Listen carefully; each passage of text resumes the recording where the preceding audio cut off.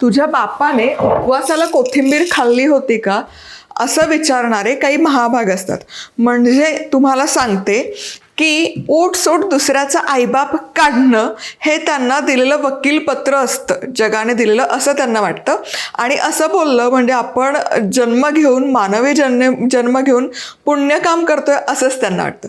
तर अशा सगळ्या वात्रट्ट कार्ट्यांसाठी मी तुम्हाला सांगते, माझ्या काय तुमच्या यांच्या त्यांच्या कोणाच्याच बापाच्या बापाने उपवासाला कोथिंबीर सोडा, साबुदाणा, बटाटा, मिरची हे देखील खाल्लेलं नाही. तुमच्या माहितीकरता सांगते. चला, जुनं सोडा अगदी अलीकडचं 18व्या शतकात लिहिलेला ग्रंथ आहे धर्मसिंधू म्हणून, काशीनाथ उपाध्याय. तर 18व्या शतकापर्यंत तर बटाटा, मिरची, साबुदाणा हे भारतात आले होते. तरी पण 18व्या शतकातल्या ग्रंथामध्ये या पदार्थांचा उपवासासाठीचा कुठेच उल्लेख नाही. त्या पुस्तकामध्ये खूप सारं म्हणजे व्रतवैकल्य, सण आणि या संबंधीच हे पुस्तक आहे. तर त्यामध्ये 2 प्रकारची कर्म त्यांनी सांगितली आहेत, एक दैवकर्म आणि एक पितृकर्म. आता दैवकर्मामध्ये देखील 6 प्रकारचे कर्म येतात. तर त्यामधलं एक म्हणजे उपोषण. उपोषण म्हणजेच उपवास. तर उपोषणाचा अर्थ त्यांनी काय सांगितला की अहोरात्र भोजन न करणे म्हणजे उपोषण. म्हणजे उपास जर तुम्ही करत असाल तर काहीही खायचं नाही, तरच त्याला उपवास म्हणतात, उपोषण म्हणतात. पण अगदीच म्हणजे काही सवलत त्यांनी दिली की ज्यांना अगदीच जमणार नाही उपोषण करणं या पद्धतीने, त्यांनी फक्त फलाहार किंवा दूध याचं भोजन करणं तितकंच पर्याय दिलेला आहे, ते सोडून पलीकडे काही नाही. त्यामुळे आता उपवासाला साबुदाणा चालतो का, बटाटा चालतो का, कोथिंबीर चालतो, हा मुद्दा गौण आहे. नमस्कार, मी मधुराज रेसिपी फूडीमध्ये तुम्हा सर्वांचं खूप खूप खूप मनापासून स्वागत. आज आपण बिना उपवासाची साबुदाणा खिचडी करूयात, म्हणजे जिभेचे चोचले पुरवण्यासाठीची साबुदाणा खिचडी. आणि ही खिचडी आपण मस्त कोथिंबीर आणि हिरव्या मिरचीच्या वाटणातली करणार आहोत. इतकी कमाल लागते तुम्हाला सांगते. म्हणजे नेहमीच्या पद्धतीची कोथिंबीरला थोडा ट्विस्ट, चव छान लागते. ते ठेच्याची चव त्यामध्ये छान उतरते. आणि साबुदाणा कसा भिजवायचा यासाठीच्या पण खूप साऱ्या टिप्स तुम्हाला यामध्ये बघायला मिळणार आहे, की जेणेकरून साबुदाणा आपला गचगचीत शिजू नये यासाठी. चला तर मग 5 जणांसाठी आपण करतोय, तर 5 जणांसाठी 2.5 कप मी इथे साबुदाणा घेते, म्हणजे अर्धा कप एकासाठी. हा वजनाला 250 ग्रॅम. चला तर इथे साबुदाणा सगळ्यात आधी आपण स्वच्छ धुवून घेऊयात. हे साबुदाण्यावरचं आहे ना पांढरं पाणी जे जमा होतं, तो स्टार्च किंवा ती पावडर कमी होईपर्यंत आणि छान असं नितळ पाणी येईपर्यंत हा धुवून घ्यायचा. म्हणजे साबुदाणा शिजताना गजगजीत नाही शिजत. त्यामुळे 3 ते 4 वेळा तरी खंगाळून साबुदाणा चांगला धुवून घ्या.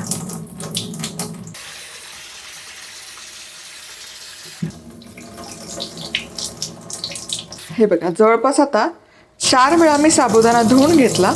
आता यामध्ये पाणी घालूयात. जितका साबुदाणा आहे, साबुदाणा तरंगेल इतकंच पाणी त्यामध्ये घालायचं. वर अगदी नखभर पाणी, म्हणजे पूर्ण नख बुडेल इतकं पाणी घालायचं. चला, माझा बाप काढणारी मंडळी अजून सबस्क्राईब केलं नसेल तर तेवढं पुण्याचं काम करा, चॅनल सबस्क्राईब करा. आता साबुदाणा झाकण ठेवायचं आणि रात्रभर किंवा किमान 4 ते 5 तास तरी साबुदाणा या पाण्यामध्ये भिजत ठेवूया. चला, इथे बरोबर 4 तास हा साबुदाणा मी भिजवून घेतला. बघा, मोत्यांसारखा फुललाय की नाही, अगदी टपोरा झाला. रात्रभर तरी ठेवलेला नाही आहे मी, आणि टपोरा परफेक्ट झाला. अजिबात चिपचिपीत झाला नाही आणि कोरडाही झाला नाही, परफेक्ट रसरशीत. आणि हे बघा, काय टपोरा झालाय. चला, आता कोथिंबिरीच्या वाटणातली ही साबुदाणा खिचडी करणार आहोत. तुम्हाला उपवासाला कोथिंबीर खायला जमत नसेल, आवडत नसेल, गिल्ट येत असेल तर नका करू. बिना उपवासाच्या म्हणजे एरवी तेरवी नाश्त्यासाठी ही खिचडी, या खिचडीचा प्रकार नक्की करून बघा, एकदम चटपटीत होते. आता 5 जणांसाठी करतोय, तर इथे 10 हिरव्या मिरच्या घेतल्यात. तुम्हाला हवं कमी तिखट खात असाल, कमी मिरच्या घ्या. आता कोथिंबीर खूप सारी, झाकण लावूयात आणि मिक्सरमध्ये डुरकन फिरवून घेऊयात. पाण्याचा वापर करू नका अजिबात. थोडं थोडं फिरलं ना की असं प्रेस करा किंवा मोकळं करून घ्या. अजिबात पाणी बिणी घातलं नाही, फक्त वरची कोथिंबीर आत दाबली आणि हे बघा. वा वा वा वा, बघा मस्त दिसतंय हे. आणि रंग हा ठसका मिरचीचा आणि रंग बघा. आ हा हा.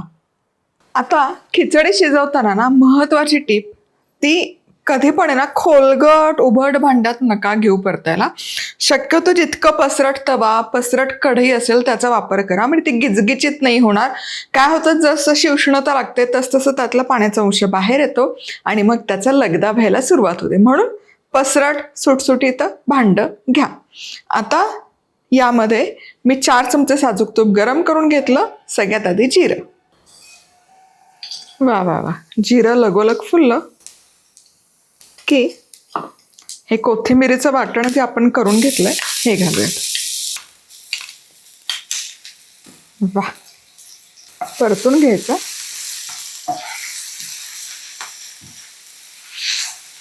एक मिनिटभर तरी हे परतायचं. वा, बहारदार. इतकं बंबात जाळ हे विशेषण आपण वापरतो ना, अगदी तसं हे प्रकरण होतं. आता यावर उकडलेल्या बटाट्याच्या फोडी मिसळायच्या नाही, नाहीतर सगळा मसाला आहे ना त्या फोडींना चिकटून बसेल. आणि साबुदाणा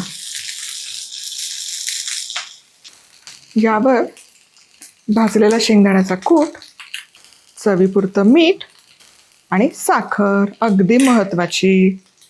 आता हे छान मिसळायचं, एकजीव करायचं. बघा वा, हलका हलका तो रंग असा चढत जातो ना खिचडीला, इतकी कमाल दिसते. वा वा, ही अशी आहे ना, सगळ्या बाजूने हा मसाला खिचडीला लागला गेला पाहिजे. बघा वा वा वा, अगदी हिरवी कच्च नाही होता हे खिचडी. कोथिंबीरचा जेवढा रंग आहे तेवढाच या साबुदाण्यावर चढतो. हे बघा. चला, बरोबर 7-8 मिनिटं ही खिचडी परतून घेतली.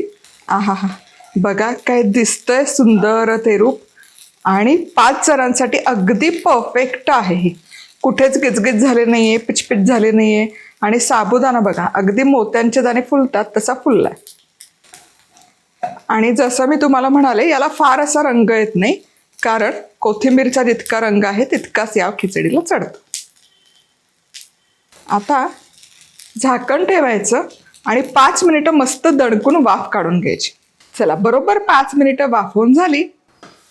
वा, आता यावर आहे ना मी सुक्या लाल मिरच्या उगाचच वाढीव घालते, नंतर फोटोत ते हिरवं लाल असं कॉम्बिनेशन छान दिसेल आणि मिरच्या जरा साबुदाण्याच्या मॉइश्चरमध्ये मऊ होतील म्हणून. दुसरं नाही घातलं तरी काहीच हरकत नाही. बघा, पण बघा काय दिसते. वा वा वा वा, आ हा, वा वा वा, मस्त. एकूण एक मोत्याचा दाणा कसा असतो तसा प्रत्येक कण कण मोकळा मोकळा झालाय साबुदाण्याचा. आता यावर लिंबाचा रस पिळू शकता किंवा खाताना दह्याबरोबर खा. अफलातून लागते, पण मला दह्यासोबत नाही आवडत, मी लिंबाचा रस पिळूनच खाते. बरं, पुन्हा साबुदाणा बटाटा हे उपवासाला पूर्वापार कधीच चालले नाहीये, तरी आपण चालवून घेतो.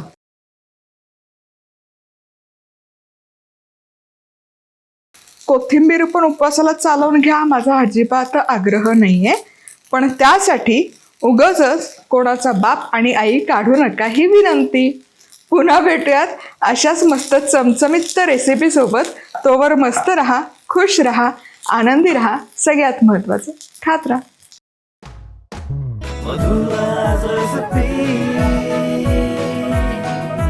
मधुराज रेसिपी, महाराष्ट्राची अस्सल चव.